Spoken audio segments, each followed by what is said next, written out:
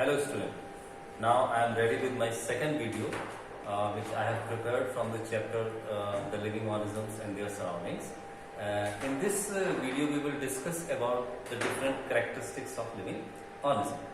बच्चों, जैसे कि मैंने आपको पहले ही बताया था कि हम अध्याय में सजीवों के विभिन्न लक्षणों के विषय में भी अध्ययन करेंगे, तो इस वीडियो में हम सजीवों में पाए जाने वाले विभिन्न लक्षणों के विषय में जानेंगे। तो सबसे पहले हम शुरुआत करते हैं characteristics of living organisms. The main characteristic of living organism today we are going to discuss on this topic. One by one we can discuss all these characteristics. The first characteristic is living things need air, water and food for their survival. Second characteristic, they can grow. The growth is the second characteristic. Third, they can move on their own. The third characteristic is the movement. Fourth characteristic, they can respond to stimuli because they are sensitive to so many things. Fifth characteristic, they respire to produce energy for their requirements. Sixth characteristic, the excretion or they excrete different waste product from their body. Seventh characteristic, they reproduce, produce offsprings. And the eighth characteristics that each living organism have a definite life span. तो हम सजीवों में जानते हैं कि विभिन्न प्रकार के लक्षण देखने को मिलते हैं। इनमें से जो प्रमुख लक्षण है उनके विषय में हम एक एक करके जानेंगे। पहला लक्षण है कि सभी सजीवों को वायु, जल और भोजन की आवश्यकता होती है अपने अस्तित्व को या अपने सर्वाइवल को बनाए रखने के लिए। दूसरा है सभी में वृद्धि देखने को मिलती है। तीसरा अभिलक्षण पाया जाता है कि गति एक प्रमुख अभिलक्षण है सजीवों में। समान रूप से चौथा अभिलक्षण जिसके विषय में हम जानना चाहेंगे या जानते हैं कि सभी सजीव अपने आसपास होने वाले वातावरण में परिवर्तनों के प्रति एक अनुक्रिया करते हैं, एक प्रकार की प्रतिक्रिया प्रदर्शित करते हैं। पांचवी कैरेक्टरिस्टिक है श्वसन। सभी सजीव ऊर्जा उत्पादन के लिए श्वसन की प्रक्रिया करते हैं। छठा जो लक्षण है वो एक्सक्रीशन है, यानी उत्सर्जन करना विषाक्त पदार्थों का जो उनके शरीर में विभिन्न प्रक्रियाओं के फलस्वरूप निर्मित होते हैं। इसके साथ साथ सभी सजीवों में जनन की क्षमता देखने को मिलती है और सभी सजीवों का एक जीवन अवधि भी होती है। अब एक एक करके हम इनके विषय में पढ़ें। The first characteristic, the food, the requirement of food. All living things to exist they need water and food for their survival. In plants, they make their food by doing the process of photosynthesis, but in animals, they cannot perform photosynthesis, so they obtain their food from other living organisms like grass and other animals. In human beings, even we feed on other living organisms as different animals does. सजीवों में भोजन की आवश्यकता एक प्रमुख अभिलक्षण है। पौधे जहां अपने भोजन का निर्माण प्रकाश संश्लेषण जैसी प्रक्रिया के माध्यम से खुद कर लेते हैं, वहीं जंतुओं को और मनुष्य को अपनी भोजन की आवश्यकता के लिए दूसरे पौधों पर या दूसरे जंतुओं पर निर्भर रहना पड़ता है। Now the second characteristic is the growth. The young ones of living organisms grow or increase in size as time passes away. Soon they become an adult. In plants, their seed grow up and become a mature plant in the future. In animals, their babies grow up to become strong animals like their parents. And similarly, in human beings, their babies grow up to become strong adults as they gradually increase in size and shape. सजीवों में वृद्धि एक बहुत सामान्य या बहुत दिखाई देने वाला परिवर्तन है जो सजीवों का एक प्रमुख अभिलक्षण भी है। पौधों में एक सीड से यानी एक बीज से निरंतर वृद्धि के उपरांत एक पौधा एक परिपक्व पौधे में परिवर्तित होता है। वो समान रूप से जंतुओं में और मनुष्य में भी जो उनके छोटे शिशु होते हैं वो इस वृद्धि के कारण वयस्क में परिवर्तित होते जाते हैं। आप इस स्क्रीन पर उपस्थित चित्र के माध्यम से भी इस प्रक्रिया को आसानी से समझ सकते हैं। You can understand the process of growth by looking at this picture on the screen. Growth of a human from a little child, from a baby to young one, and then ultimately to grow older in the old age. And in the plants you can also see a seed become a mature plant after growth. So the growth is, we can say growth is one of the important characteristic of living organism. Now the other important characteristic of living organism is the movement. Movement means the ability of an organism to change position. Some organism can move the entire body, whereas some organism can move part of the body. Some organism can move both their entire body and each section of the body, such as in insect, amphibian, reptiles and mammals. Most organisms move towards things they need and away from things that they may harm them. गति करना सजीवों के एक प्रमुख अभिलक्षण के रूप में देखा जाता है. गति का अर्थ है कि सजीव अपनी स्थिति को लगातार बदल सकता है, वो एक स्थान से दूसरे स्थान तक पहुंच सकता है.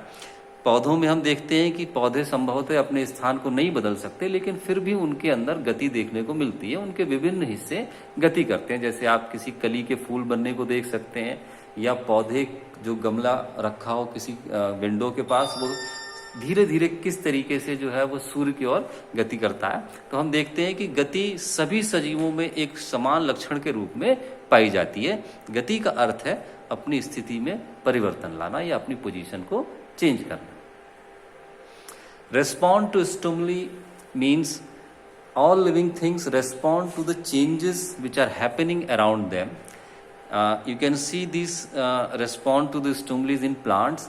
A very fine example of this respond to stimuli is a touch me not plant, or we can call it Mimosa pudica. When you touch that plant, it closes its leaves, so it responds to the stimuli. Similarly, in animal, when a deer fell a scratch on her back, she understands that something hurt her, so she run away, so it responds to the stimuli. In human beings, when we touch fire on any hot object, our hand moves away on its own, so we respond to the stimuli. All living things respond to the stimuli.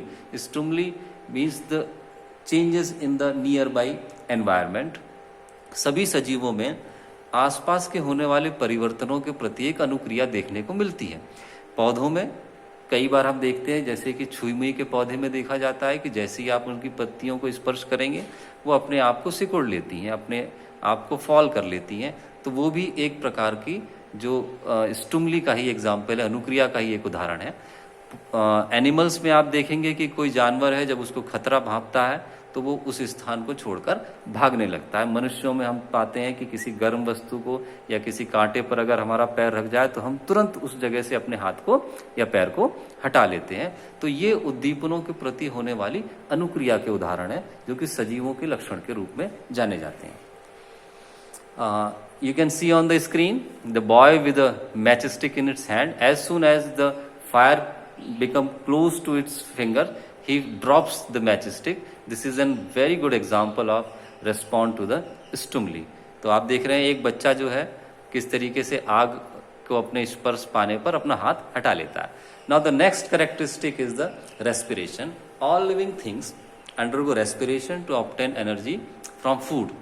Plants, animals and all organisms do respiration and produce energy for carrying out different types of processes taking place inside the plant or animal or any living being.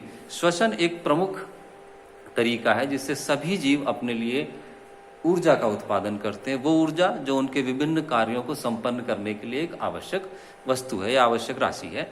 तो ये सभी में देखा जाता है कि सभी सजीव रेस्पिरेशन या श्वसन के माध्यम से अपने लिए ऊर्जा का उत्पादन करते हैं.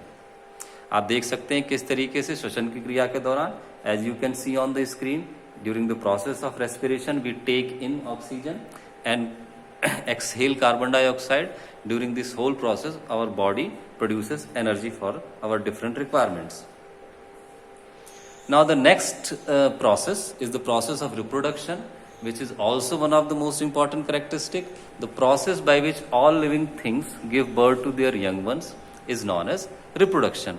रिप्रोडक्शन या जनन एक वो प्रक्रिया है जिससे सभी सजीव अपने अस्तित्व को बनाए रखते हैं. सजीव जनन के माध्यम से अपने जैसे जीवों को पैदा करते हैं जो प्रकृति में उनके अस्तित्व को या पृथ्वी पर उनके अस्तित्व को हमेशा बनाए रखती है. Excretion means the removal of waste material from the body. We know our body performs various functions, and during these functions, during these processes, our body produces many waste materials. So there is a necessity to remove all these waste material from time to time. In plants, the excretion takes place through their different in form of gums, resins, and wax. They store waste material in their fruit, leaves, and bark also. They take out carbon dioxide and oxygen depending upon day and night situation. Similarly, in animals, they excrete through urine, feces, exhaling carbon dioxide.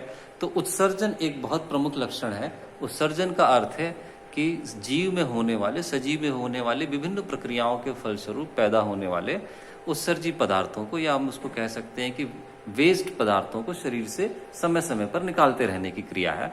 पौधों में और जंतुओं में समान रूप से देखी जाती है. अगर हम जंतुओं में इसके विषय में देखें तो मूत्र उत्सर्जन के रूप में हम बहुत सारा यूरिया निकाल देते हैं शरीर से.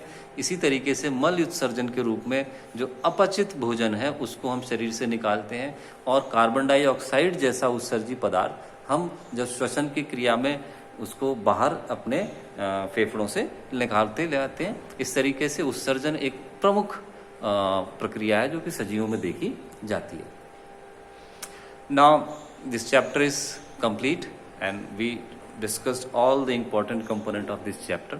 So this is the time for us to practice different question to understand to what extent we are able to understand this chapter. So I have framed some of the questions for you. So I request all of you to please go through all these questions and try to write down their proper answers on your notebook.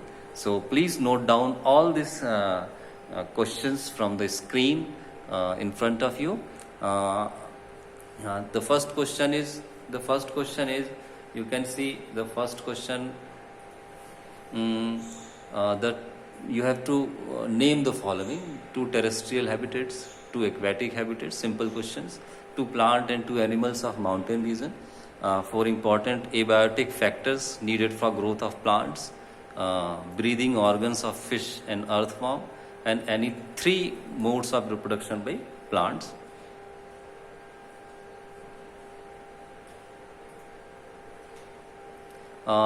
This is also a type of question in which you have to decide whether the statement is true or false.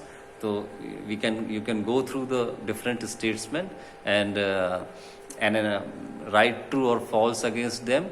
As first statement is several kind of plant and animal share the same habitat. Now what you understand about the phenomena, you can write true or false against them. So these are 9 true or false. All the true and false statements are from the syllabus. So you can go through and write the answers of all these statements. These are the simple fill in the blanks from the chapter The Living Organism and Their Surroundings. You can go through all the 10 fill in the blanks statements and fill the proper answer of all these statements. Now the next is slide is on the PISA based questions. The PISA based question, as most of you have gone through the process which we are already in the going through the process of appearing in PISA examination. So I have framed one question from which is PISA based question. You can read the whole paragraph which is on the screen, and after reading the paragraph very carefully and understanding the whole paragraph, you can answer the following question. The questions are on your screen now. You can see first question. You have to write the answer of the question, which is a multiple choice question. Deer is present in which type of habitat? You have to mention the type of habitat in which deer used to live. And in second question, which is also a MCQ, multiple choice question, you have to give the correct answer of the question. The deer which helped them to survive in its, which strongest feature of deer which helped them to survive in its habitat. So you have to write the possible and right answer. Question number 3 is a simple true and false. Deer has strong teeth. You have to write whether this statement is true or false. Similarly, in question number 4, deer is light brown in color. You have to write the answer why the deer is light brown in color, how the light brown color helps deer to survive in the grassland conditions.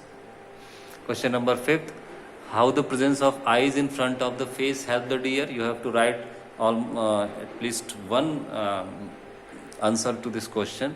How the positioning of eyes in deer help him in survival? Now the question number 6. It is also a multiple choice question. Which animal is more likely to be predator of deer? So you have to write one of the options. You can choose one of the options given below. And the last question from the PISA based question is the write the various characteristic of deer which help them to survive in grassland condition. So these are the questions. Now the references. Now I have completed this second video also, and I hope you all have enjoyed this video and have gone through this video very carefully and listened to me very carefully. I am very thankful to all of you that you have been the part of this process, and thank you very much for listening me so carefully, and I hope you will do all the best. Thank you. Thank you very much.